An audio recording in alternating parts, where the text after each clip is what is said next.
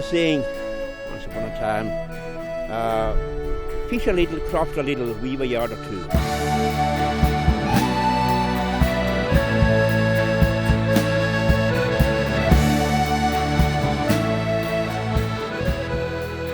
Harris Tweed must be handwoven by the islanders at their own homes on the Outer Hebrides. Originally, I suppose you could say it was the Rolls Royce of tweeds, in a sense. It has a niche market in that it's hand-woven and can only be woven on the island of Lewis and Harris, on the Western Isles in general. You know the definition of Harris Tweed, of course. It's pure virgin Scottish wool, spun, carded and dyed in the islanders and woven by islanders at, emphasis on the word at, they're at the home.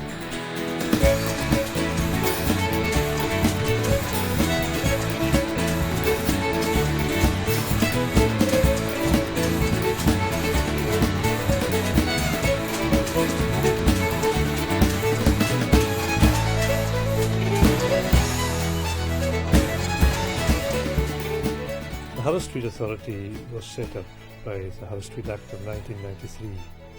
The purpose of the authority is to promote and protect the reputation of Harris Tweed. My grandfather started this company in the 30s, and my father took over then in the late 40s, and it's been in the family, since it began. And we now own most of the Harris Tweed companies in the island. Using Harris Tweed, I design women's clothing, and it's quite tailored, quite classic, and it's jackets, skirts and trousers. I find it quite easy to work with. It's lovely to sew, it moves in all the right directions, it's very nice to press and you get a lovely finish. It handles well, the drape on the finished garments is just beautiful. And when you see the actual finished products hanging up, it's amazing. When customers come into the shop, they go straight for the Harris Tweed. For most of the time I was employed in the industry, it wasn't too bad.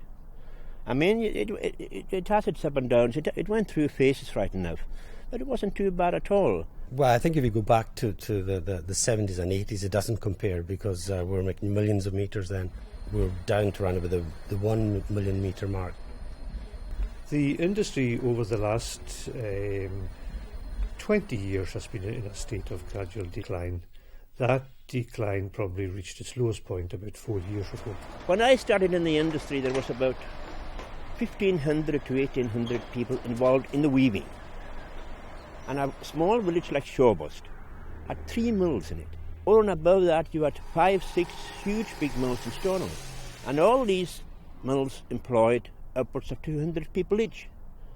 So you were talking about the 1,500 to 1,800 people employed at home as weavers, and another 1,000 to 1,500 employed in the actual mills. So you're talking about 3,000 people employed in the industry. Nowadays, I believe there are 80 looms in the whole of Lewis. So that tells its own story. The market for Harris Tweed has changed and evolved.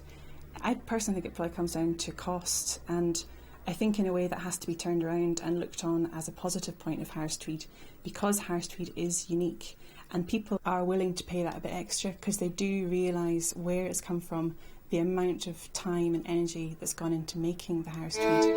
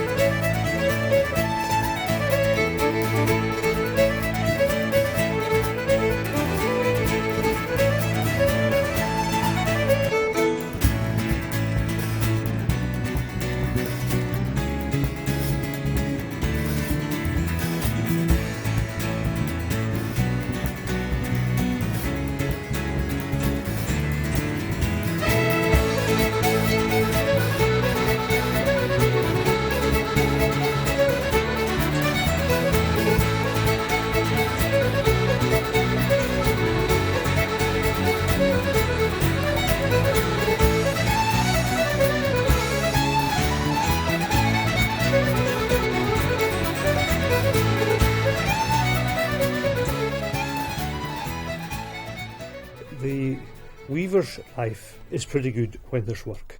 The wage level is very good, and the independence, working at your own home, working your own hours, all these things are great. However, when there is no work, it's a very difficult life. Having spent a lot of time in Lewis and Harris myself, it's very evident every time I visit there how important the Harris Tweed is to the islanders, and also just getting to know some of the crofters on the islands as well, and seeing how they work, and seeing having the privilege to go and see a lot of weavers actually still weaving in their sheds, and speaking to them and just learning that it is still very much an important part of their working life. It blended in exceptionally well with the crafting as it was carried on at that particular time. If you wanted to go cut peats, go cut peats. You could make your putty the following day. You could make your putty that night if you wanted to. So it was really the industry in post-war years that built this island to what it is.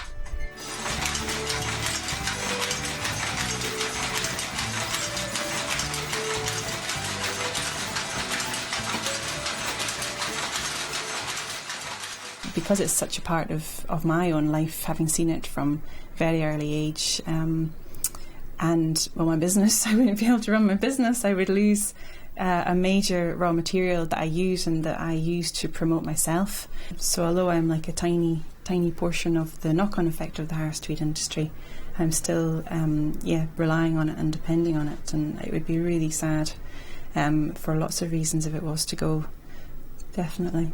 The real danger to Harris Tweed is what the islanders do with it. If the islanders cooperate and work to protect what they have, then nobody can take it from them. But most of our trouble in the industry has come from the actions of our own people, rather than any competition from outside. They'll find it very difficult to recapture these markets they have lost. I mean, okay, people will say there are too many eggs in one basket, and I blame the Harris Tweed Industry, the Harris Tweed Association for that. I think Harris Tweed at the present time is in need of a new energy and a new direction. This could very well come from a change in ownership.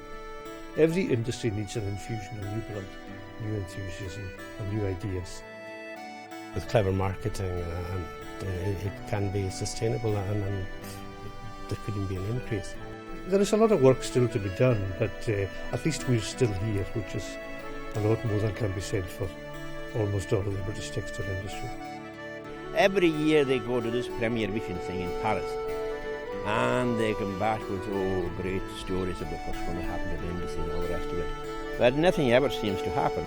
People are now turning around and they're wanting to go back to basics. There's much more demand for these, and I think now at the end of the last century and coming into this new century, I think people really are back to basics, and I do feel the market is definitely going to grow. It can only grow, yeah.